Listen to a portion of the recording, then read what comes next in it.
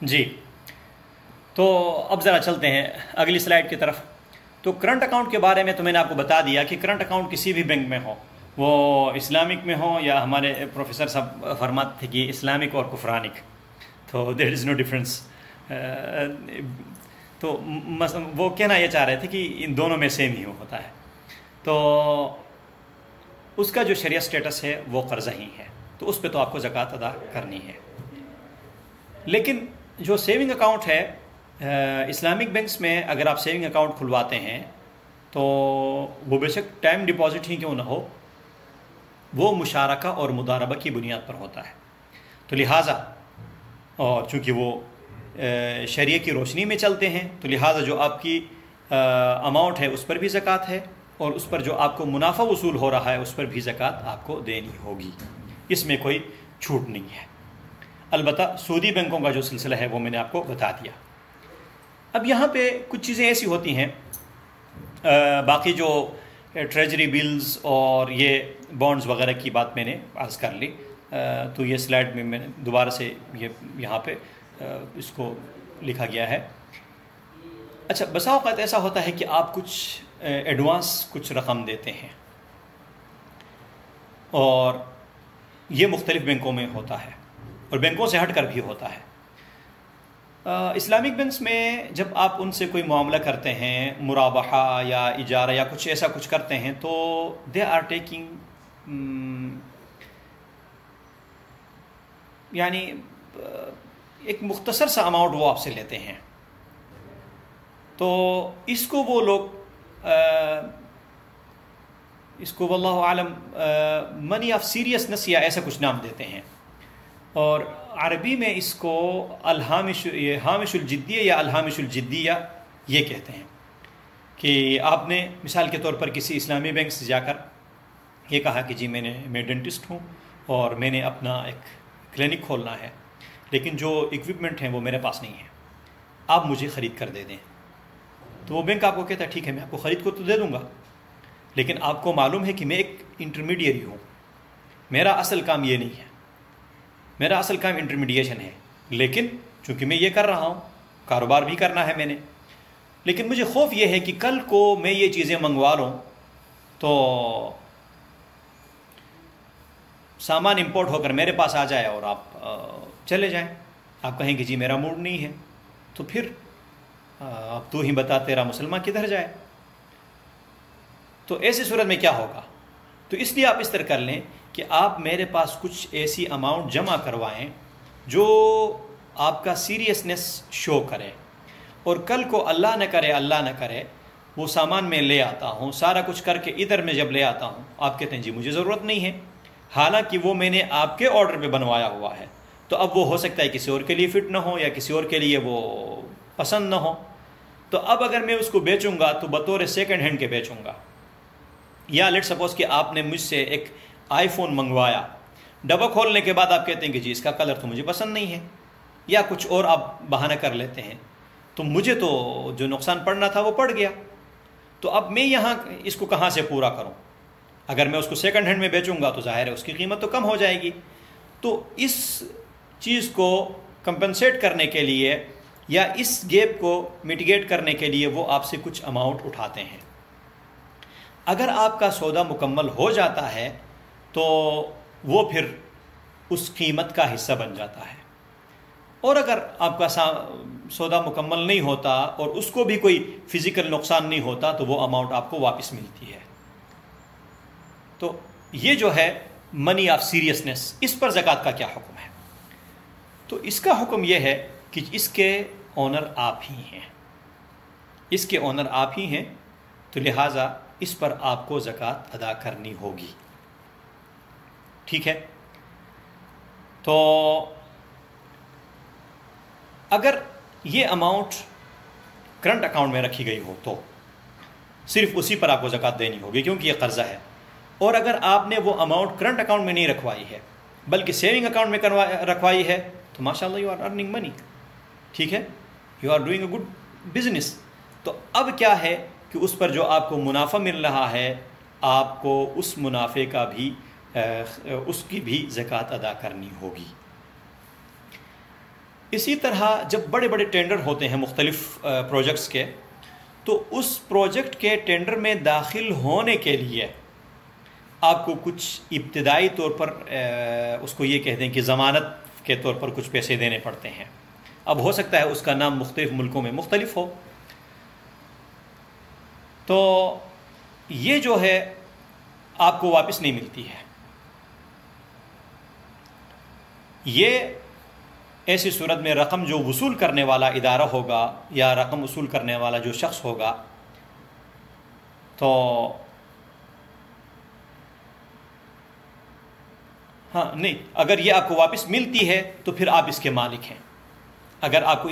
یہ رقم آپ کو واپس ملتی ہے تو پھر آپ اس کے مالک ہیں، آپ ہی اس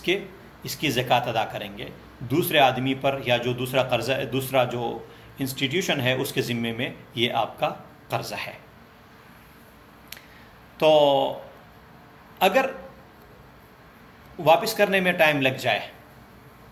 ٹھیک ہے، تو پھر ایسی صورت میں شریعہ سٹینڈرڈ کے مطابق صرف 1 سال کی زکوٰۃ آپ ادا کریں گے. اور اگر یہ رقم آپ نے کسی اسلامک بینک کے ساتھ ایسا کوئی معاملہ کیا تھا اور یہ جو آپ کا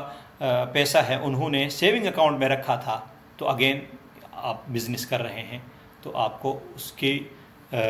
زکوٰۃ ادا کرنی ہوگی، اور اس پر جو آپ کو منافع ملے گا اس پر بھی زکوٰۃ ادا کرنی ہوگی. اسی طرح جب ہم بجلی کا کنیکشن لیتے ہیں، گیس کا کنیکشن لیتے ہیں، جو ٹیلی فون کا کنیکشن لیتے ہیں، تو اس طرح وہاں پر بھی آپ کو کچھ نہ کچھ ڈپازٹ جمع کروانا ہوتا ہے. تو وہ چونکہ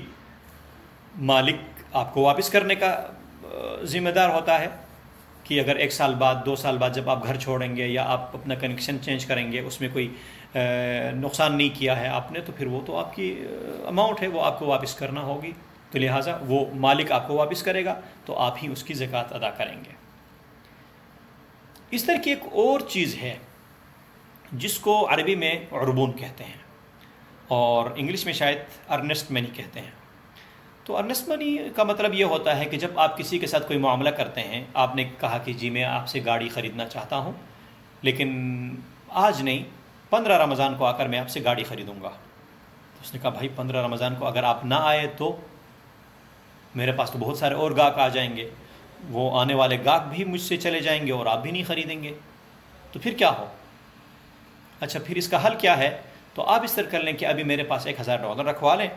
اگر آپ 15 رمضان کو آ جاتے ہیں تو یہ جو $1000 ہے وہ آپ کی گاڑی کے اس میں ہم ایڈجسٹ کر لیں گے، جو اس کا پرائز ہوگا اس میں ہم ایڈجسٹ کر لیں گے،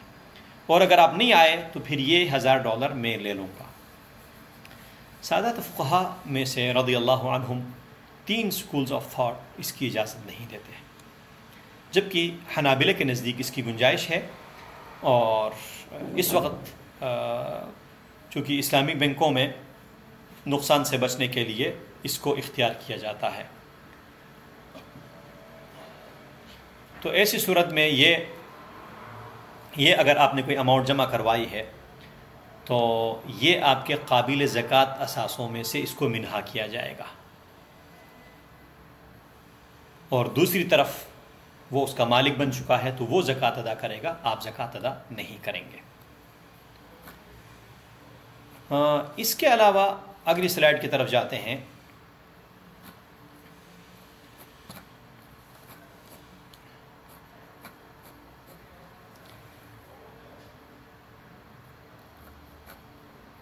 جی، اسلامک بینک زکوٰۃ وصول کر سکتے ہیں یا آپ کی طرف سے زکوٰۃ ادا کر سکتے ہیں. اس کی 3 صورتیں ہوتی ہیں. عموماً 3 صورتوں میں بینکس جو ہیں وہ زکوٰۃ آپ کی طرف سے ادا کرتے ہیں. ایک، جب ملکی قانون ہو کہ ملکی قانون کے مطابق ہر آدمی نے جو بھی اپنی اماؤنٹ بینک میں رکھے گا تو بینک سے گورنمنٹ اس کی زکوٰۃ لے لے گی، تو وہاں پہ تو مجبور ہے. یا جو ہر بینک کا اپنا ایک، جب شروع میں آپ وہاں پہ اکاؤنٹ کھولتے ہیں تو وہ آپ کو جو فارم دیتے ہیں اس میں لکھا ہوا ہے کہ بھائی ہم اپنی نگرانی میں آپ کی زکوٰۃ ادا کریں گے، اور آپ اس پہ سائن کر کے اس کو قبول کرتے ہیں، تو مطلب یہ ہے کہ آپ نے خود ہی ان کو اس کا اپنا وکیل بنایا ہے. تو now they can pay your زکوٰۃ. تو اسی طرح یعنی شروع میں اگر بینک نے آپ کے ساتھ ایگریمنٹ کیا ہے یا آپ نے بینک کو اپنا وکیل بنا لیا ہے تو ایسی صورت میں بھی آپ اس کو وہ آپ کی زکوٰۃ ادا کر سکتے ہیں. تو یہ صورتیں ہیں. اور باقی جو اگر آپ نے کوئی شیئرز خریدے ہیں، اسٹاک وغیرہ خریدے ہیں، شیئر خریدے ہیں، تو اس میں بھی آپ کو معلوم ہے کہ جو شیئر دو طرح کے ہوتے ہیں. یا تو آپ نے خریدے ہیں ان کو اس کے لیے کہ میں ان کو بیچ کر میں منافع کماؤں گا، تو پھر تو وہ آپ کے سامان تجارت میں ہے. جب سامان تجارت میں ہے تو آپ اس کو زکوٰۃ ادا کریں گے، اس کی زکوٰۃ ادا کریں گے. اچھا، یہاں پہ ایک اور بات یہ بھی ہے کہ بسا اوقات شیئرز کی قیمت گر جاتی ہے یا کسی کمپنی کو تھوڑا بہت لاس ہو جاتا ہے، تو خسارہ ہونے کی وجہ سے زکوٰۃ ختم نہیں ہوتی. یعنی اگر کسی آدمی نے $50,000 انویسٹمنٹ کی ہے، لیکن اس میں سے اگر $50,000 میں سے اگر اس کو منافع تو آنا تھا $20,000، لیکن اس کو کچھ بھی منافع نہیں آیا، یا تھوڑا بہت کوئی $3,000-4,000 منافع آ گیا، تب بھی جو اماؤنٹ اس کے پاس ہے اس پر زکوٰۃ تو واجب ہے.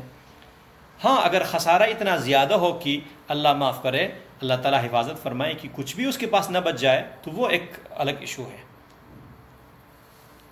اب اس سلسلے کی آخری جو سلائیڈ ہے وہ یہ ہے کہ زکوٰۃ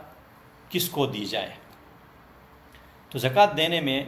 آپ کے جو قریبی رشتہ داروں میں سے جو غریب ہیں وہ سب سے بہترین مستحق ہیں. اگر آپ کا بھائی ہے، آپ کا چھوٹا بھائی ہے، آپ کا بڑا بھائی ہے، آپ کی خالہ ہیں، آپ کے چچا ہیں، قریبی جتنے بھی آپ کے رشتہ دار ہیں، تو ان کو اگر، اور وہ زکوٰۃ کے مستحق ہیں، تو ان کو اگر آپ زکوٰۃ دیں گے تو آپ کو ڈبل ثواب ہوگا. صلہ رحمی کا ثواب بھی ہوگا اور ان کی ضرورت پوری ہو جائے گی تو اس کا ثواب بھی ہوگا. اور اگر وہ دین کے طلباء ہیں تو ان کو آپ زکوٰۃ ادا کرتے ہیں یا ان کو بتا کر ان کی طرف سے ان کی فیس ادا کرتے ہیں تعلیم میں، یا آپ، تو اس میں بہتر یہ ہے کہ عمومی طور پر لوگوں کو صدقات پہ نہ ڈالا جائے، بلکہ اگر آپ کسی کو دیکھتے ہیں کہ نوجوان آدمی ہے تو آپ اس کو کہیں کہ یار دیکھیں، آپ فلاں جگہ میں ایڈمیشن لے لیں اور یہ سکل سیکھیں. مثال کے طور پر ایک آدمی ہے، وہ کچھ زیادہ پڑھا ہوا نہیں ہے، نوجوان لڑکا ہے، تو آپ اس کو یہ کہیں کہ آپ اس طرح کر لیں کہ یہ آج کل اے سی کا کام بہت اچھا چل رہا ہے، فریج کا کام بہت اچھا چلتا ہے، سولر کا کام بہت اچھا چلتا ہے، الیکٹریشین کا کام اچھا چلتا ہے، آپ فلاں ادارے سے یہ کام سیکھیں اور آپ کی جو فیس ہے وہ میں آپ کی طرف سے ادا کروں گا. تو اگر وہ کہہ دیتا ہے تو اب آپ اگر اس کی طرف سے فیس ادا کرتے ہیں تو اس کے وکیل کے طور پر، تو اس سے یہ ہوگا کہ ایک تو جو صدقات پر ڈالنے والی عادت ہے وہ عادت بھی ختم ہو جائے گی اور اس کو ایک سکل بھی مل جائے گی اور آپ کو ثواب ہوگا. بہت سارے دوست احباب پوچھتے رہتے ہیں کہ مختلف اداروں کو زکوٰۃ دینا، مختلف ہاسپٹلز کو یا مختلف ایسے اداروں کو کہ جو این جی اوز ہیں ان کو، تو دیکھیے یہ جتنے بھی ہاسپٹلز وغیرہ ہیں ان کو زکوٰۃ دینے کی گنجائش نہیں ہے. اس کی وجہ یہ ہے کہ زکوٰۃ کی ایک شرط ہے تملیک، یعنی آپ نے اس مال میں سے اپنے اونرشپ کو خود سے ختم کر کے دوسرے آدمی کی طرف چینج کرنا ہے، دوسرے آدمی کو اس کا اونر بنانا ہے، مالک بنانا ہے. اگر آپ ہاسپٹل کو زکوٰۃ دیں گے تو ہاسپٹل تو مالک نہیں بن سکتا، آپ این جی او کو زکوٰۃ دیں گے تو این جی او تو مالک نہیں بن سکتا. تو فقیر کو مالک بنانا ضروری ہے، تو اس لیے آپ ہاسپٹلز یا ان چیزوں کو زکوٰۃ نہیں دے سکتے. ہاں، اگر ہاسپٹل میں کوئی آدمی بیمار پڑا ہوا ہے تو آپ جا کر اس کو دیتے ہیں یا اس کی طرف اس کے ہسپتال کا بل ادا کرتے ہیں تو وہ، یا اس کا قرضہ ادا کرتے ہیں تو اس سے زکوٰۃ ادا ہو جائے گی. واللہ اعلم. تو یہ اس سلسلے کی آخری سلائیڈ تھی. اب جو آپ کے سوالات ہیں تو میں حاضر ہوں، اگر کوئی مجھے بات سمجھ میں آ گئی تو خود بتا دوں گا، جو نہیں آئی تو بڑوں سے پوچھ کر ان کی کتابوں میں دیکھ کر جو مجھے سمجھ میں آ جائے وہ میں آپ کو بتا دوں گا. وصلی اللہ تعالی وسلم علی خیر خلق محمد وعلی آلہ وصحبہ اجمعین.